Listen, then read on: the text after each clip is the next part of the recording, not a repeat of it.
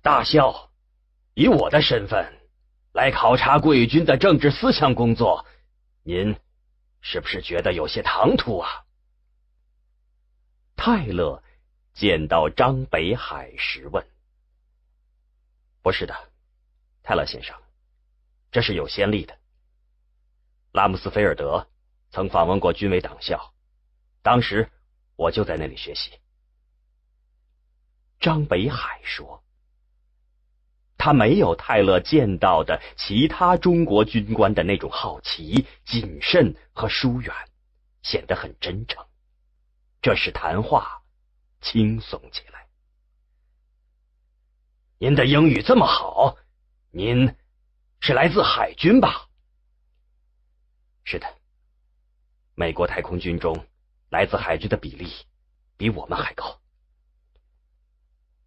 这个古老的军种不会想到，他们的战舰要航行在太空。坦率地说，当常韦斯将军向我介绍您是贵军最出色的政工干部时，我以为您来自陆军，因为陆军是你们的灵魂。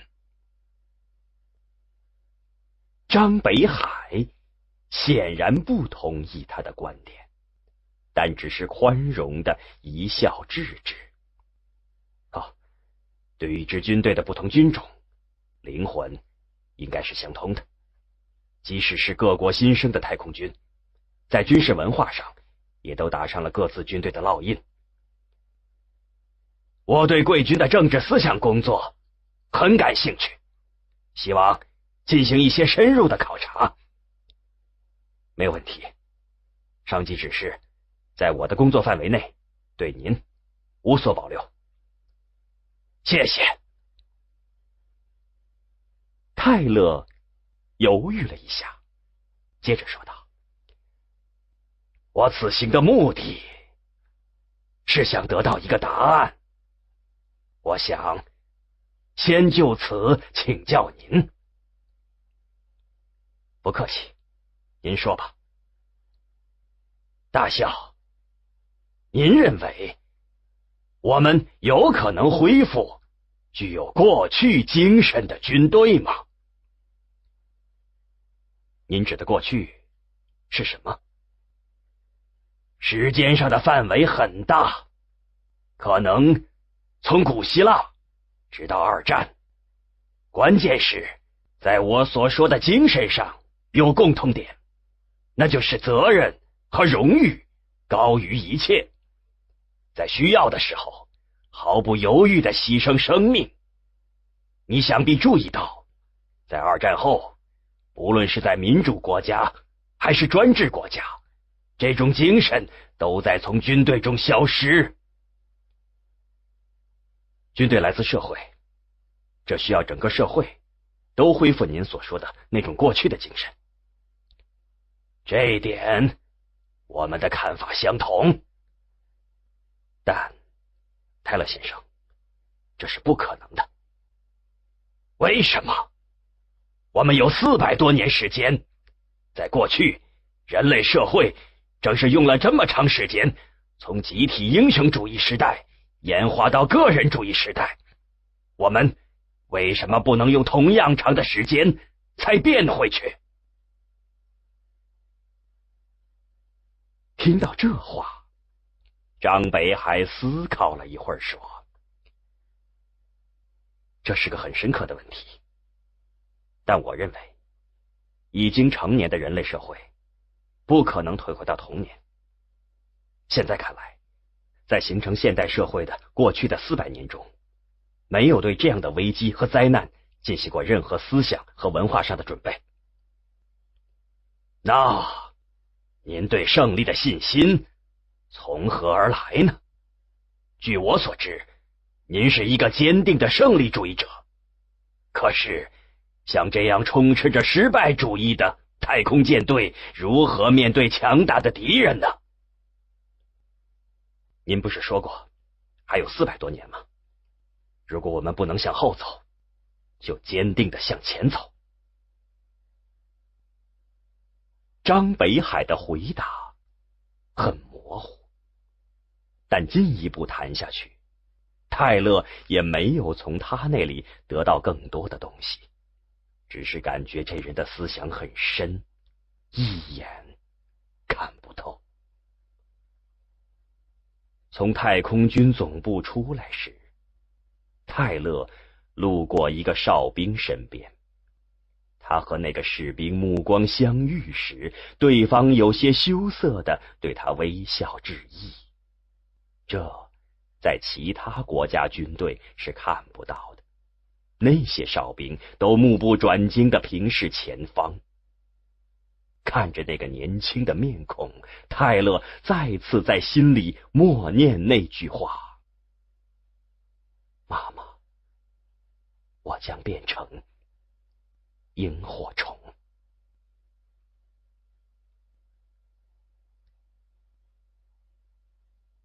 这天傍晚，下起了雨。这是罗辑到这里后第一次下雨。客厅里很阴冷。罗辑坐在没有火的壁炉前，听着外面的一片雨声，感觉这幢房子仿佛坐落在阴暗海洋中的一座孤岛上。他让自己笼罩在无边的孤独中。史强走后，他一直在不安的等待中度过，感觉这种孤独和等待本身就是一种幸福。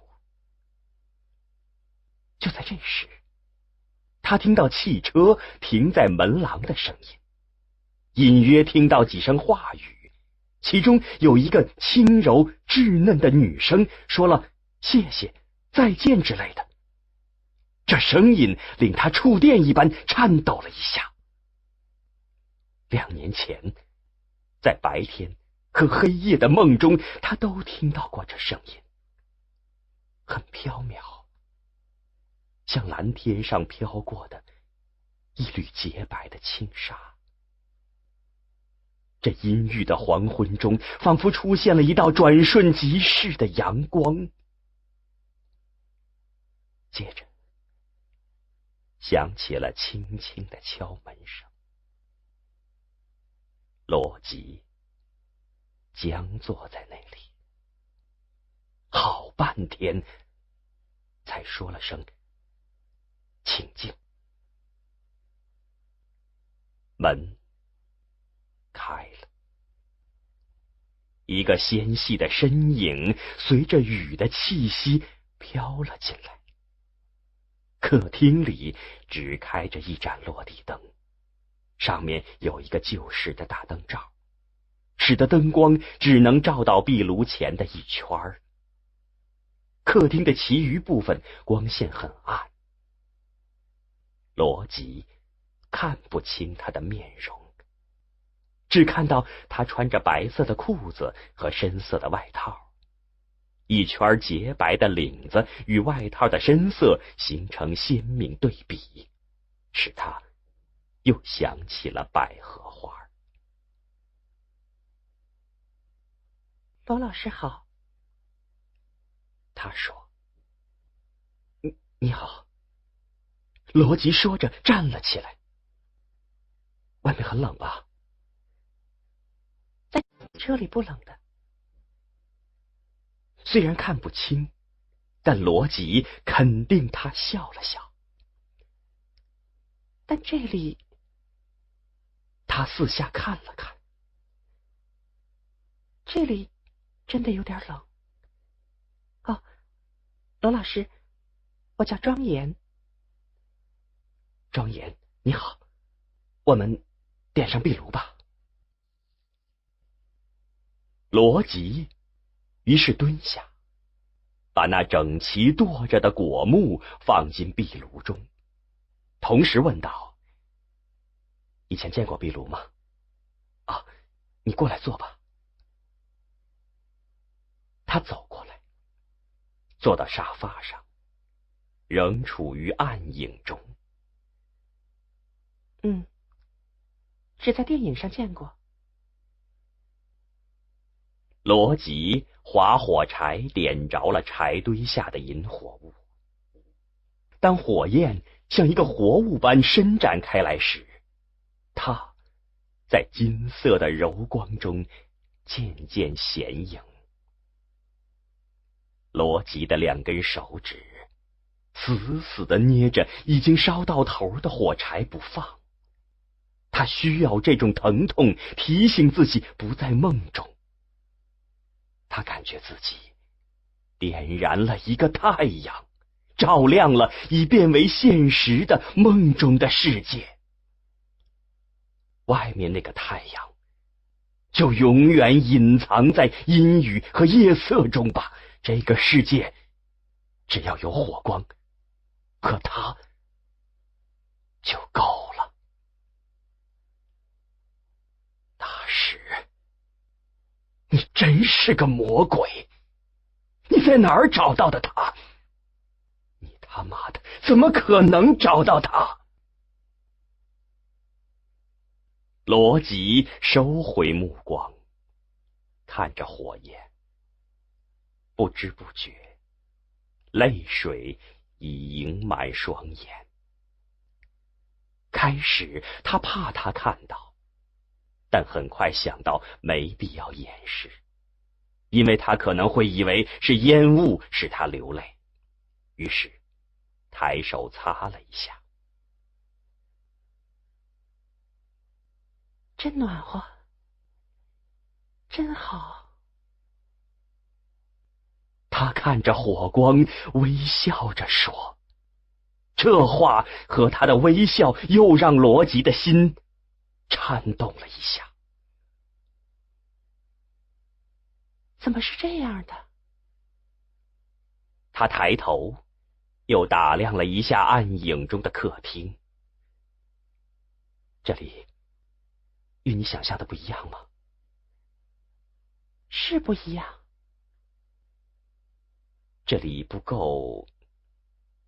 罗辑想起了他的名字，不够庄严是吗？他对他微笑。我是颜色的颜。哦，我知道了。你是不是觉得这里应该是这样的？有许多地图和大屏幕，有一群戎装的将军，我拿着根长棍指指点点。真是这样，罗老师。他的微笑变成开心的笑容，像一朵玫瑰绽放开来。罗辑站起来。你一路上很累吧？喝点茶吧。他犹豫了一下，又说道，要不喝杯葡萄酒，能驱驱寒。好的。他点点头，接过高脚杯时轻轻地说了声谢谢，然后喝了一小口。看着他捧着酒杯那天真的样子，罗辑心中最柔软的部分被触动了。让他喝酒，他就喝。他相信这个世界对他没有一点戒心。是的，整个世界到处都潜伏着对他的伤害，只有这里没有。他需要这里的呵护，这是他的城堡。罗辑坐了下来，看着庄严，尽量从容地说，来之前他们是怎么对你说的？当然是让我来工作了。他再次露出那种令他心碎的天真。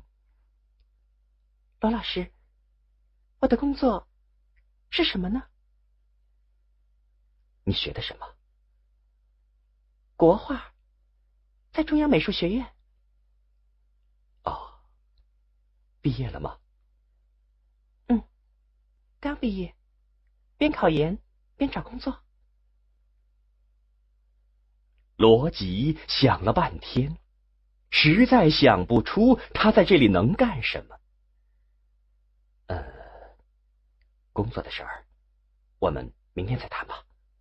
你肯定累了，想好好休息一下吧。喜欢这儿吗？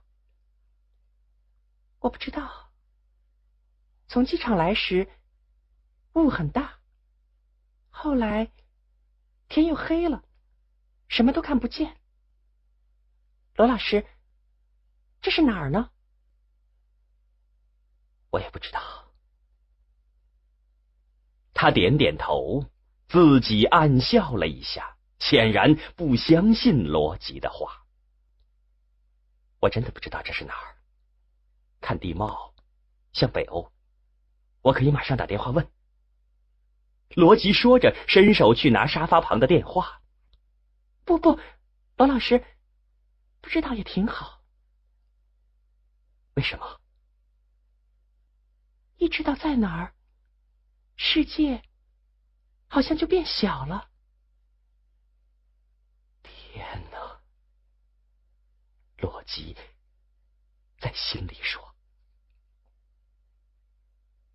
他突然有了惊喜的发现，很孩子气地说：罗老师，那葡萄酒在火光中真好看。浸透了火光的葡萄酒，呈现出一种只属于梦境的晶莹的深红。你觉得它像什么？罗辑紧张地问。我想起了眼睛。晚霞的眼睛，是吗？晚霞的眼睛。罗老师，你说的真好。朝霞和晚霞，你也是喜欢后者吗？是啊，您怎么知道？我最喜欢画晚霞了。庄严说，他的双眼在火光中十分清澈，像在说：这有什么不对吗？第二天早晨，雨后初晴。在罗辑的感觉中，仿佛是上帝为了庄严的到来，把这个伊甸园清洗了一遍。当庄严第一次看到这里的真貌时，罗辑没有听到一般女孩子的大惊小怪的惊叹和赞美。面对着壮美的景色，他处于一种敬畏和窒息的状态，始终没能说出一句赞美的话来。罗辑看出，她对自然之美显然比其他女孩子要敏感得多。你本来就喜欢画画吗？罗辑问。庄严呆呆地凝视着远方的雪山，好半天才回过神来。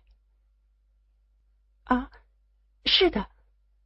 不过，我要是在这儿长大的话，也许就不喜欢了。为什么？我想象过那么多美好的地方，画出来就像去过一样。可在这儿，想象的、梦见的已经都有了，还画什么呢？